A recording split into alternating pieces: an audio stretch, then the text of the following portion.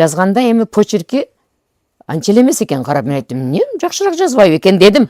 9-классыма чейин адамдардай эле сопсо болуп жүгүрүп чуркап жүргөнмүн. Мен китеп жазсам болот экен деп анан. Мен айча деле китеп окубайм. Көбүнчө ашы видеолорду көрөм, немелерден көрүп эле. Акамдын ашыян тамагын үйрөтүп калды дейт. Бисмиллах. Аллахыма эсепсиз мактоолор, шүгүрлөр болсун. Пайгамбарыбыз Мухаммад Мустафа саллаллаху алейхи ва салламге салам салаваттар болсун. Мана бүгүн биз Баткенге, азыр Көкташ айылына кирейли деп калдык.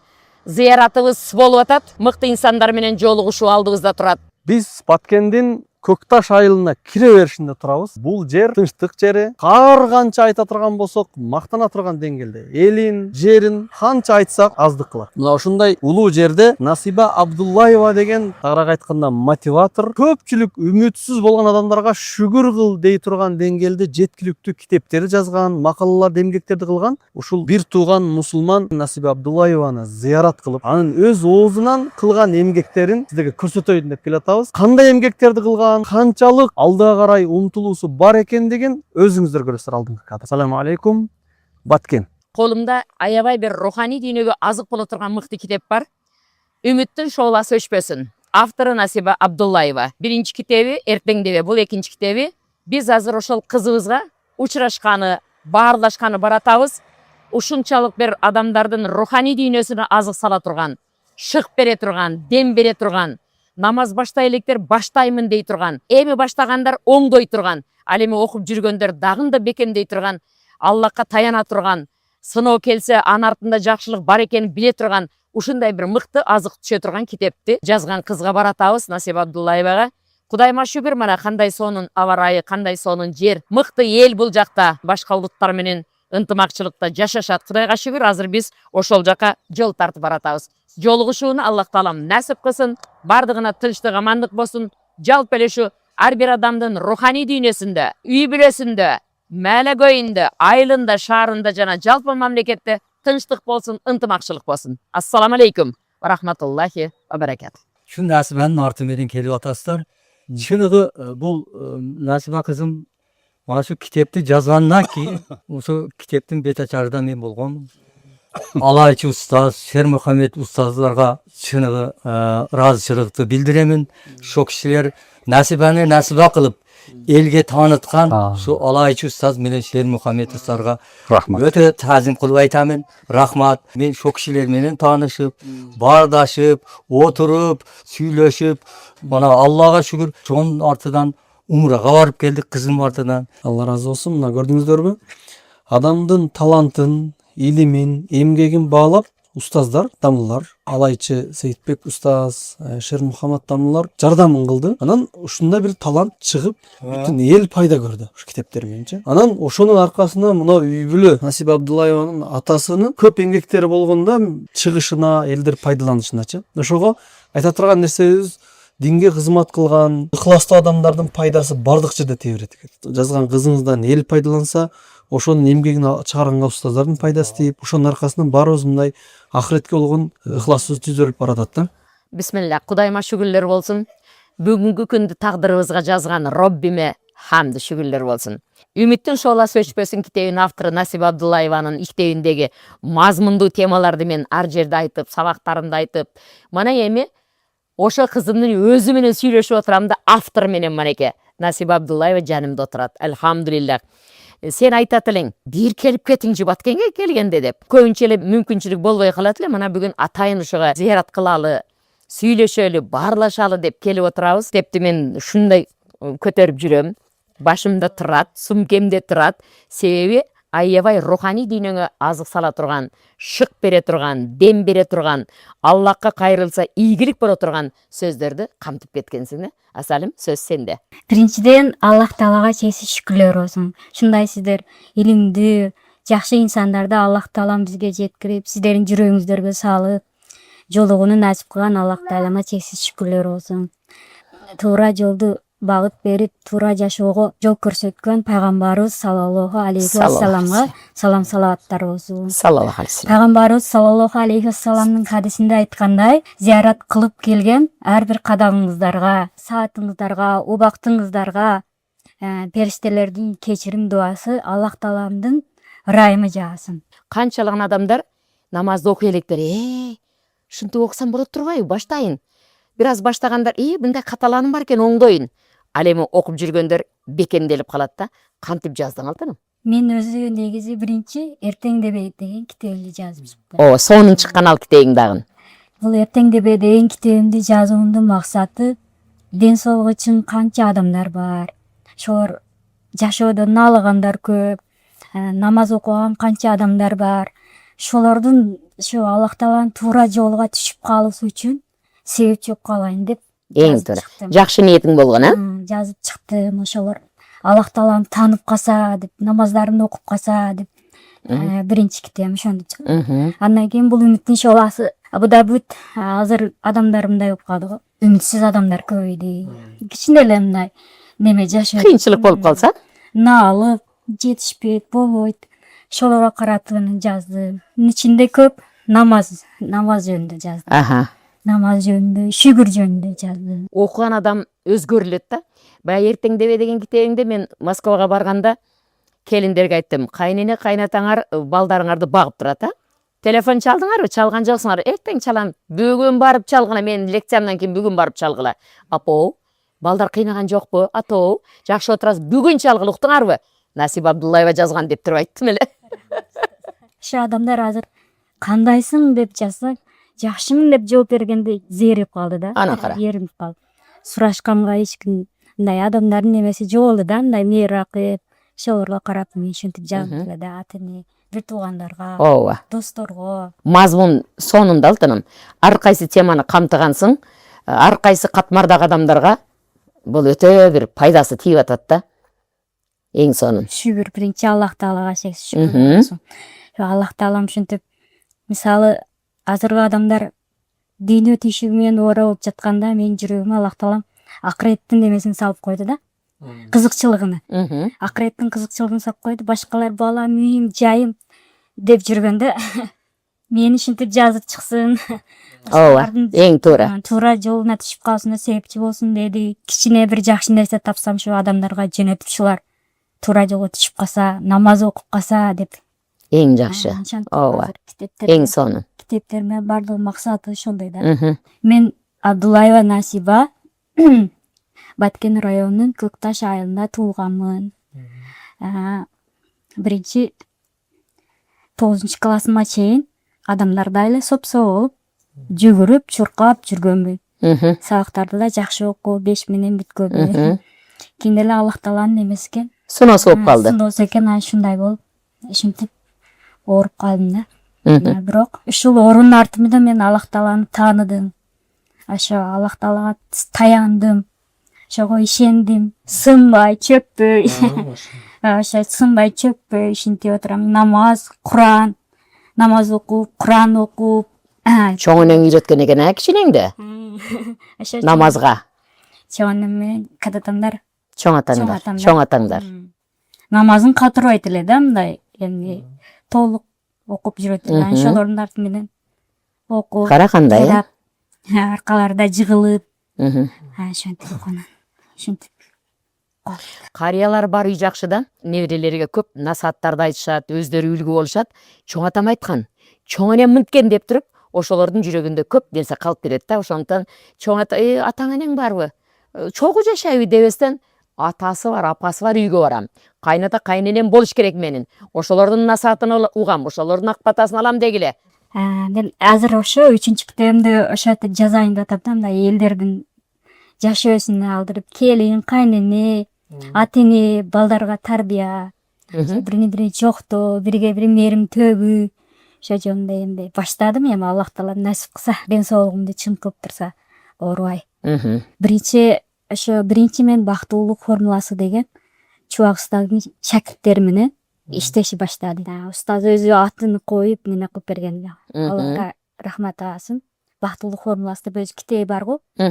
Ошонун атын менен биз кичине жамаат болуп, анан мен китептерди алдыма коюп алып, керектүү жерлерин жазып чыгара бердим да. Ошентип Инстаграмга, WhatsAppка таркатып жүрүп бир 8 жыл ошентип жазыптым да. Жазып. Ай, Бир 5-6 жыл китептен жаздым. Кийин анан өзүм ой пикириме жазып баштадым. Өзүнчө ойлор келе баштады. Дуаларды жазып баштадым. Көбүнчө мен түрк тилдеринен, өзбек тилдеринен которуп жазам. Жазып таштадым. Анан ошол бир күнү Алайчы Сейитбектин неме Аял сен асылсың деген китеби бар экен го. Ошону окудум. Ошону окусам бүт мен жазган менин немедеги немелер Ойлоруң ошол жактан чыгып атабы? ошолор чыгып атат. Анан мен китеп жазсам болот экен деп анан Алайчы устаздын номерин издеп баштадым. Устаздардан сурап отуруп анан алдым да анан устазга жазып макалаларымды жөнөтсөм жакшы жазат экенсиң деди. Анан устаз менен бирге иштешип калдык. Мен устаз сизге жардам берейин деп устаздын баракчасын апардым. Ошентип кызмат кылдым да. Кылып немелерин чыгарып жүрдүм, китептерин. Менен бир күнү айтты, Насиба немелерин жөнөтө бер, китеп кылып чыгарабыз деди. Анеке. Сүйүнүп калдым. Жөнөтө бердим, отуруп жазгандарымды жөнөтө бердим. Бир жылдай анан өзү неме кылып анан бир күнү даяр болду китебиңди. Даяр болду китебиңди анан ошентип китебимди анан чыгардык. Шер Мухаммед устаз. Каржы жагын ошо устаз.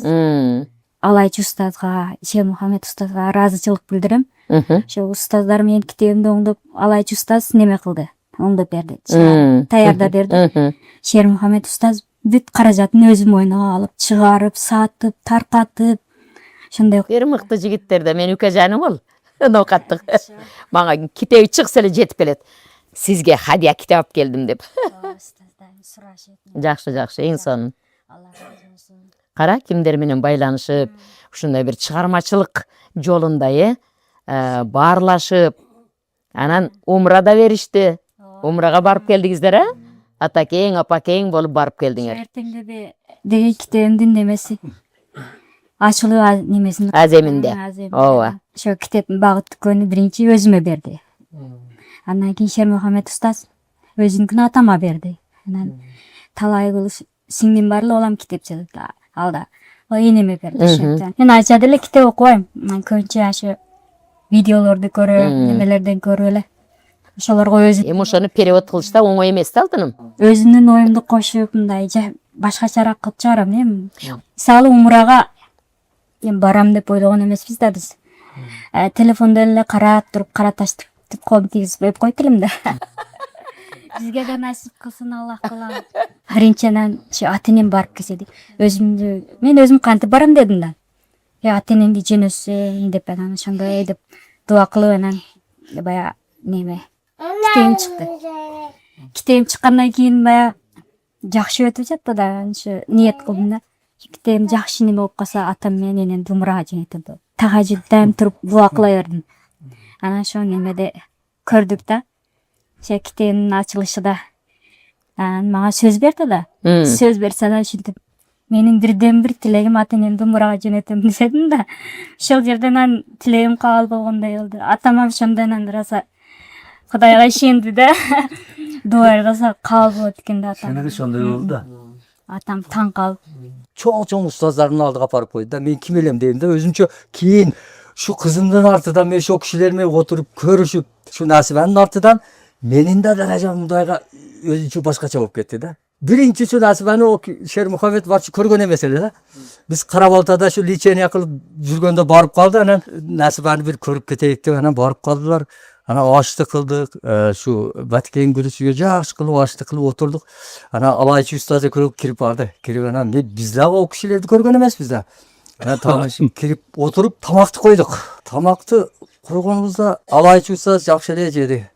Шер Мухаммед жебей койду да. Бирок ыраса жакшы сүйлөп турду. Кийин китептин бет ачарында айтат да, неме дейт. Мен şu дейт, Насибаны колуну көрүп туруп дейт. Колдор кыйшайып калганда, колуну көрүп туруп дейт, şu кыз кантип телефон менен жаз экен деп туруп чыныгы дейт. Şu akамдын ашыян тамагынан өтпөй калды дейт. Сөзсүз анан кийин мен шуга жебей коюп турду деген бишелер. Миң бардыга şu кишилерден Алла ыраазы болсун. Китеп жазуу боюнча биринчи ойлор кайсыл жактан пайда болгон? Китебим чыгат деп ойлогон эмесмин да мен. Ойлогон эмесмин. Жөн гана şu адамдарды карап туруп баракчадан мындай таркатып жакшылык таркатса болот экен. Өз ансыз деле телефон басып отурам да. Андан көрө ушу жазып адамдарды жакшылыкка чакыра берейик деп ошентип эле жазып жатып анан Аллах таалам насип кылган экен. Китеп болуп чыгып калды да. Чоң компьютерди алып, мындай өтө чоң бир офисте ушундай кылып жазганда бир эстеттик да, мындай калем, ручка, мындай аркада бир китептер болчу. Ушул китептин чыгуу процесси, китептин төрөлүшү кандай болот сизде? Эмне менен жазасыз? Китепти мен телефон менен жазам. Ошо телефон менен эле ошо бир оң колумдун бармагы менен эч ким ишенбейт да. Айттым мен манжасы менен жазат дедим. Ручка кармагандар отурасыңар эчтеке кыла албай. Көптөн бери оорудум да. 3 айда башым ооруп жатып калдым эле. Анан эч бир неме калбады да. Доктурга барсак, доктурлар амчи өзүңүздүн оорууңузда деп чыгарып коюптур. Не кылат экен да, Аллах. Өзүң оору берип, өзүң шифасын берип, бир нерсе кылма, бир нерсе дуа кыла бердим. Сен менен анан бир эже келип, ой Насиба мына дарыны ичкин. Жакшы болуп каласың деди да. Арзан эле дары. Ошону ичтим, башыман басылды, буттарыма жакшы болду да. Калдым, ошондон бери азыр жакшы болуп, Кудайым өзүң неме кыл, мен ошо эмди 3-чү китебин баштадым, бүтүрүп алайын деп. Бир окуяны жаздым, бир эже кембагал, 4 баласы бар экен. Ашу азыркы эле окуя да. Адамдар умрага барып жатат. Ошону карап, өзүнчө эле баргысы келет да. Баргысы келип, анан жүрөгү жакка тартып, комушусу барып келсе, анан көрүп, ал айткандарын көрүп, келип жайда тура албай калат да. Ыйлап түнү күнү баягы жүрөгү тыйсызданып, ошентип дуа кылып, салават айтып, таң атышча уктап калат ыйлап. 3 күн ошентип акыр бул жума намазга барат. Имамга барып, мага дуа кылып коюңуздар. Мен ошо умрага барып келдим, бирок менде акчам жок дейт да. Кедей адаммын, күйөөм арал иштеп жүрөт. Сен макул эже, Аллах таала кааласа эч нерсени истеп, имам Дуа кылышат. дуа кылып жөнөтүп коет. Ошонун анан баягы үйгө барып, ошол күнү түнү менен ыйлайт. Сайдага башын коюп ыйлап, жатып уктап калат да, баамдатка туруп, анан дагы кайра дуа кылып, башын саждага койгондо эшик такылдап калат. Эшикти ачса, бир кымбат унаа минген неме бала жигит турат. Анан сиз Ажар эже деген сиз болосузбу дейт. Ооба мен болом. Не болду десе, мен сизди умрага алып барам десе. Жок балам, азыл кылбам, тамашалаба дейт да. Мен өзүм зор араң жүрөгүм ооруп, ушундай пайгамбарыбызга жетүүгө эңсеп кыйналып жатам. Жок эже, мен да 3-4 күндөн бери кыйналып уктабай жатам. Не болду десе, пайгамбарыбыз түшүгө кирип, ушу паланча айылда ушундай эже бар. Манча үй ишерди деп үйгө чейин айтып, Ток адресиничи. аты Ажар деген болот. Ошону менин равзама жөн. Анеке. Мен сени кыяматта шафаат жол Анеке. кылам деп ошондой дейин экен. Ошондо ана айтат, мен ата энем жок дейт. Сиз мага эне болдуң. Апа болмаңа. Бар канча неме келди дең, бир дуанын артынан, Кара. класстын артынан ошентип умрага барып келди. Аллах таала Анеке. кааласа. Ошон үчүн айтам да, дуаны бир кылганды билбейбиз да. Бир 3 күн, 4 күн ыйлап жатып ушундай неме менен кылсак, ыклас менен. Ооба.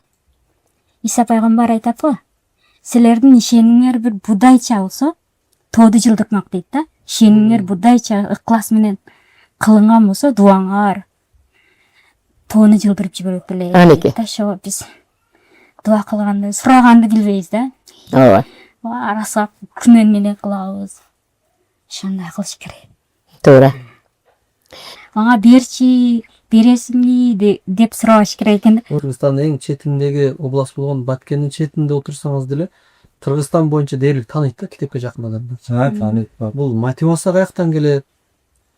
Мени көптөр сурайт да, мотивацияны каяктан аласың дейт да. Сен кайсы жактан аласың? Мен мотивацияны Курандан алам. Пайгамбарыбыздын өмүр баянынан алам. Сахабалардын жашоосунан алам. Анеке. Неме Куранда мен эң бир таянган, эң бир көп окуган китеп Куран. Куранда бүт Аллах тааланын сөздөрү.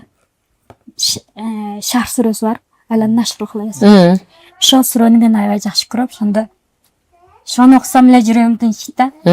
Ар бир кыйынчылыктан кийин жакшы болот. Жеңилдик болот. 2 жолу айткан да, 1 жолу эми. 2 жолу айткан. Намазга туруп дуа кылгыла.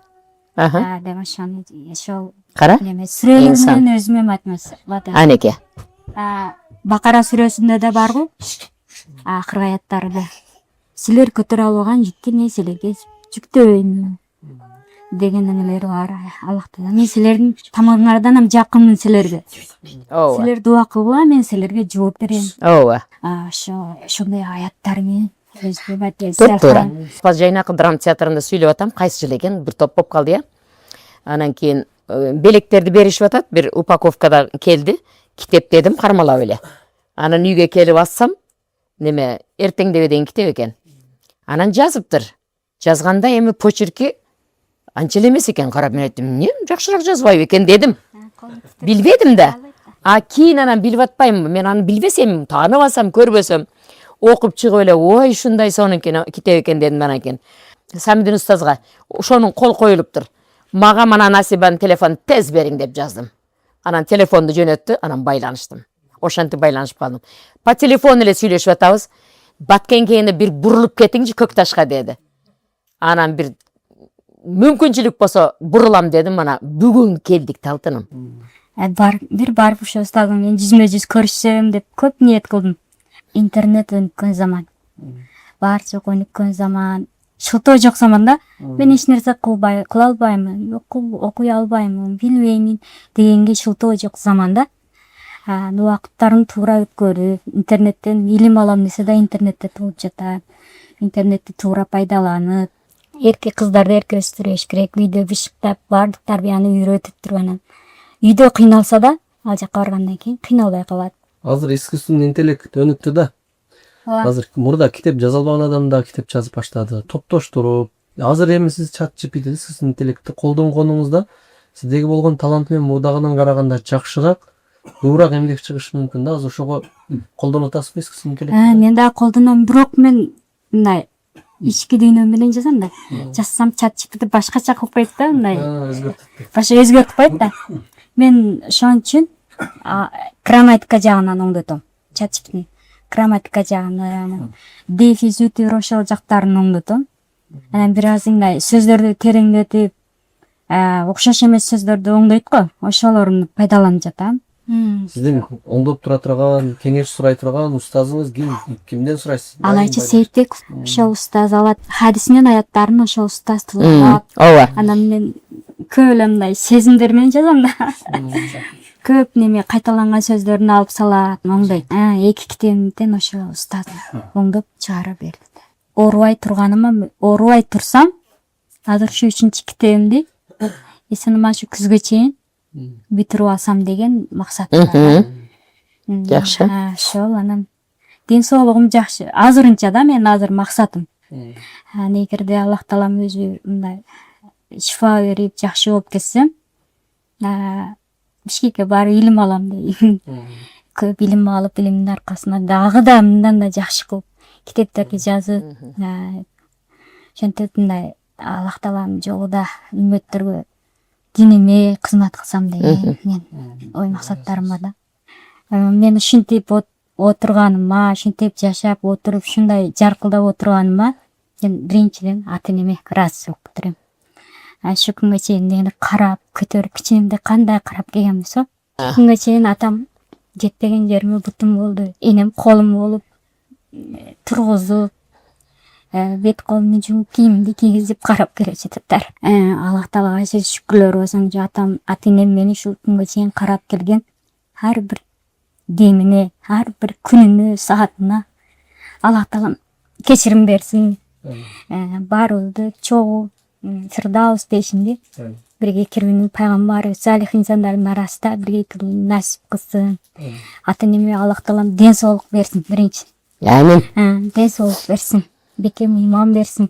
Экөө тең карып, тең жашап